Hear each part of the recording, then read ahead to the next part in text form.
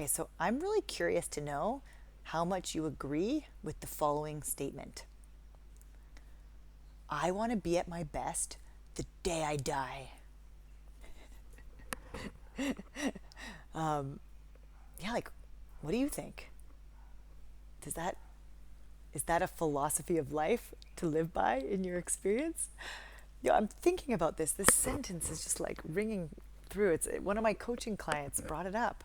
I don't want to dig too much into the context we were talking about, but what was so interesting to me when she said this, and I mean, to provide a little context, people see her as having really high standards, and as a leader, she's seen as being very tough, and people have over her career encouraged her to lower the standards so that people on her team feel less intimidated and anxious.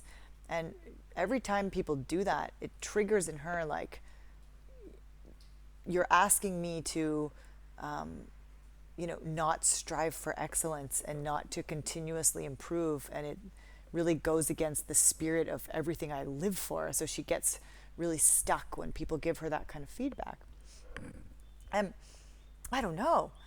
I mean, she told me that people have also consistently like told her that that's, you know, not a way to live a meaningful life, and have been quite tough on her. She even mentioned like a previous coach that she had really encouraged her to dig deeper into what balanced life looks like.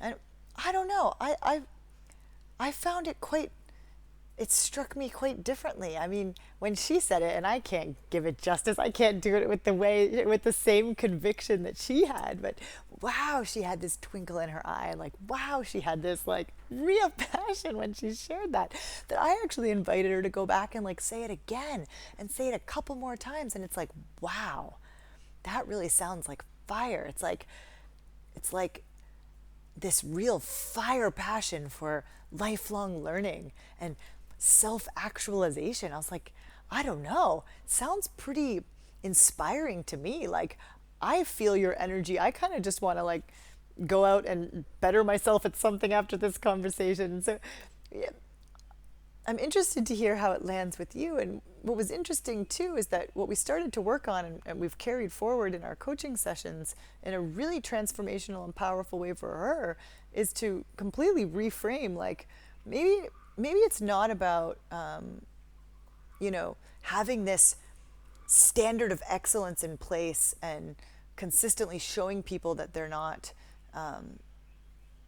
the gap of where they are and where the standard is, but much more about stepping into this real passion she has for lifelong learning, and noticing if she's creating that environment for people to really start doing that themselves, and to look at how she could become like that leader who is like, that's the leader that puts you on like a path to take you above and beyond what you even imagined possible for yourself, because we're so committed to lifelong learning and self-actualization. Like, yeah, I don't know. Can you comment? Like, where are you at? I found her statement really empowering and powerful. What do you think?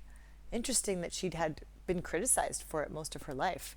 So much of what I'm doing in these coaching sessions is taking what people are understanding as problems and totally turning them around. It's like a mindset shift to see it instead as an opportunity to connect deeper with yourself, step more into that, and figure out how to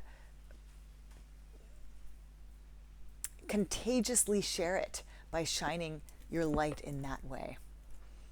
Yeah, it's a very, she's left those sessions in a very different light, and it's led to a lot of very different kinds of conversations in her team. Yeah, interested to hear what you think.